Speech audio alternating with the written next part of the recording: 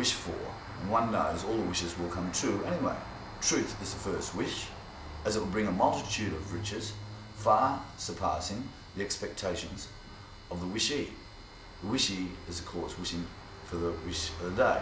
The wish is what wishes to wish off, and one wishes for the wishes because the wishes are the dancing ladies, or the dancing goatees, or the dancing children, or the dancing boys. It doesn't really matter. It's just all the dancing around that promotes the dance, and you know, people love dancing. What riches to wish off when one knows the wishes will come true? Truth is the first wish, as will bring a multitude of riches, far surpassing the expectation of the wishee. The wishee is wishing for the wish of the day, which is, of course, $1 million. Now, $1 million is a powerful statement, but it's achievable, just like anything else that you set out in your goal in life to do. And that's what I've done. You might cut the tape there and think that third part just felt a bitch because maybe it did. We're talking about if your wishes would come true, what would you wish for? Based on what I did breaking people out of Woomera, when we went and broke people out of Woomera on St. Peter and St. Paul's Day, I basically knew I was doing it to become a leader of a country. They told me shocker means tiger in Afghanistan. It's like the blue puma, you know, or even the Black Panther, or you know, something like that. When you start talking about the animal leaders, if I could make a wish that a wish that came true in my life, and I wanted it to happen and didn't come true, is to liberate people who are oppressed, as in Fidel Castro. When I talk about a leader here, I'm talking about something like Fidel Castro. Obviously art, a leader of art, is very something inside and personal, which you only feel yourself, and you don't become it by selling a painting for $1 million or selling a painting for $100,000. It's just something personal. But when you go to a country, the country is being liberated and the people are being oppressed and people are being killed, and for some reason, as Fidel Castro did on the 26th of June, which is John Howard's birthday, it's 26th of June. Sorry, 26th of July, Fidel Castro.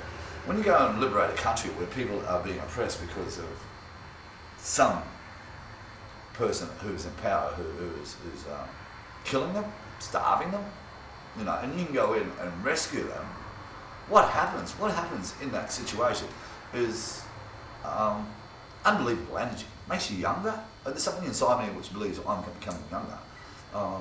44 years old, 20th of August 2004, today. That's a big thing I would wish for. As for to lead a movement of some sort which would bring a understanding of how I dipped into the future through prophesizing rather than preaching. And when you read a lot of spiritual literature, you'll see there's a door to prophecy in there, to be able to see your own future, other people's future, the future of the planet, the future of the consciousness of a group of people, to be able to put on a show, display, painting for people through an opera, which is my life's goal, to be not just a singer. Today's Robert Plant's birthday. He was a singer of Led Zeppelin, you know, John Bonham, John Paul Jones, Jimmy Page, and Robert Plant. I think I might become a Robert Plant, really. I think I might become part of a band which becomes so big. When I say big, I mean so many people want to listen to your music because it's great. that it could happen. That could happen to me. How that comes about is putting together a movie, a rock opera, maybe a TV show like The Monkees. I think we've got about 4 or 5 tapes together now, like The Monkees. I've also, in this house, at a moment in my life, supposed to move out of here today. I'm a little bit, not sick of the life, but I do know that I need to make some changes in my life. I'm smoking cigarettes. I haven't bought cigarettes for about 6 months, but I'm still smoking them and I've got cramps in my feet, right? I dance a lot, and I walk on my toes a lot. And when you work on your toes a lot, you'll see Krishna dances around the toes, you know, they all dance around like this. And you go in the dance club, and the hottest girls in the club, in the middle of the club, they're all dancing with their hands up, you know, right? What happens when you start walking around like that? Okay? You end up with these muscles, unbelievable muscles, because of thing, and even playing the flute, you know, you held this down like that. You're just locking all your muscles. That's a big thing for me in dancing. But one thing that's happening in my life I'd like to change at the moment. I'm drinking a lot of alcohol. It's mucking me around a little bit, where I'm perhaps need to make a few changes in my life. And speaking to you on this tape, Martin, I'm looking for a little bit of change of life to come about. And I actually thought about this last night, and I thought, how do I even approach someone to say this? But I'm looking for a way to get my life away from alcohol and drugs at the moment. Because I'm 44 years old, my innards are falling to bits because I'm drinking too much. Around other people all the time. Everyone I know smokes pot, everyone I know smokes cigarettes, everyone I know drinks a lot of alcohol. I have not done it my whole life. I don't think I'm an alcoholic. I've been in Australia, lived in 37 towns in the last 7 years. Didn't drink for a few years, and then I have an occasional one here, and one night out here, one night out there. In this town for the last year, we've been going out every second night for a year, and it's I'm looking for an avenue to change that, and perhaps I'm putting down something on this tape which I didn't even know we were going to start talking about at the beginning of the tape, is how do I become a person who goes away from this life that I've got now and looks for something new through a Hare Krishna movement. How do I start becoming a person who can cook my own food? Because I've never cooked food. I've never liked cooking food.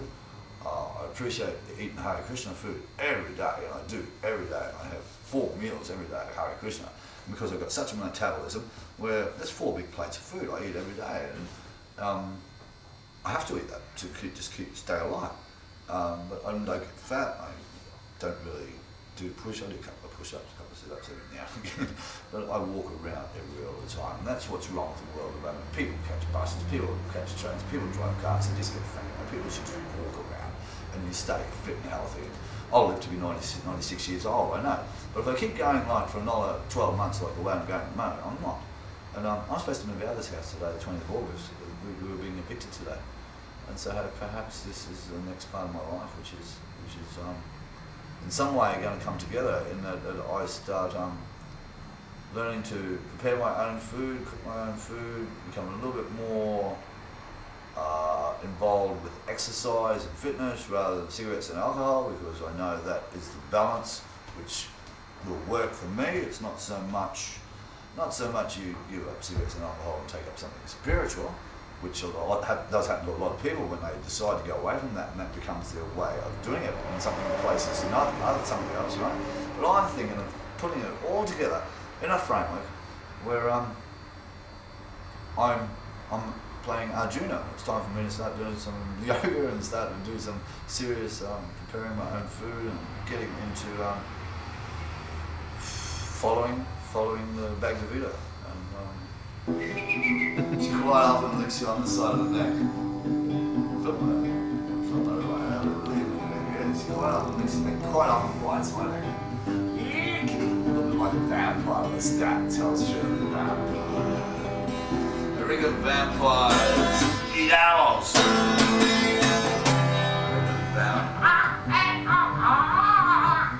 There's a bird out there. Check that out, there's a bird out the window. Right beside up the pirate flag. Like a little hole. Up the pirate flag, up real high up there. See if we can bird and say something, mate.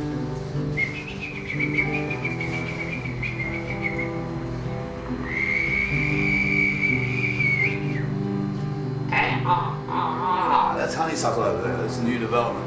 It used to be a kookaburra. I wake up over there every morning and go.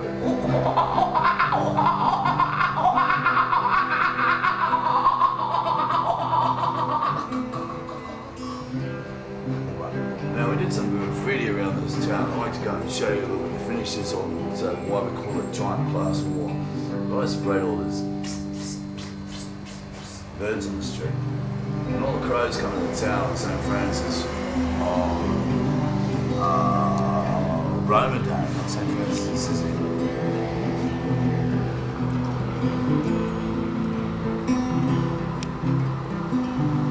Very cute.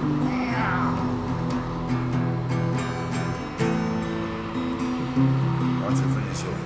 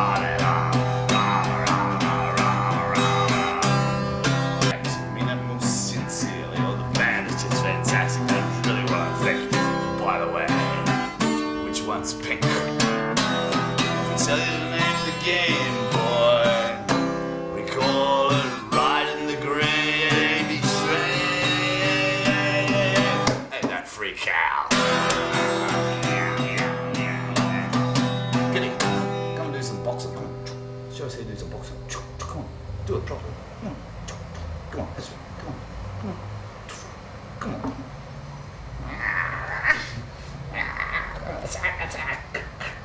Come on. Like a boxing count. Say it like. Say it like.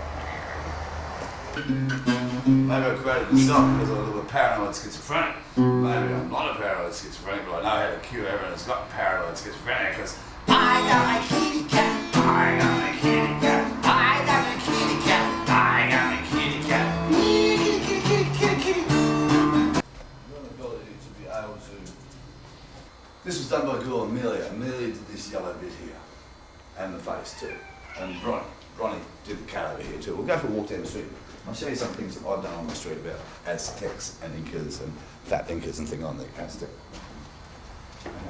This is all done by David, who got kicked out of the house.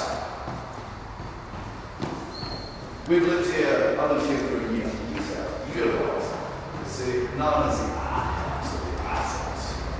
It was Bill Parker, it was original by person who got it together.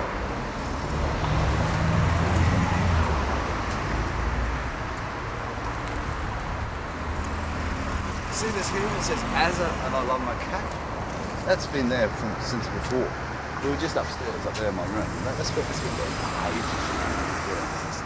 2002 or something. Yeah? I don't know where it all comes from, huh? But all this St. Francis, you know, Sunset Crossroads and St. Francis. Come for a walk with me, come down here. I'll show you. How this relates to Italy, 2008, 2012. Or 2026, or Pope, or Orthodox Pope, or smack on.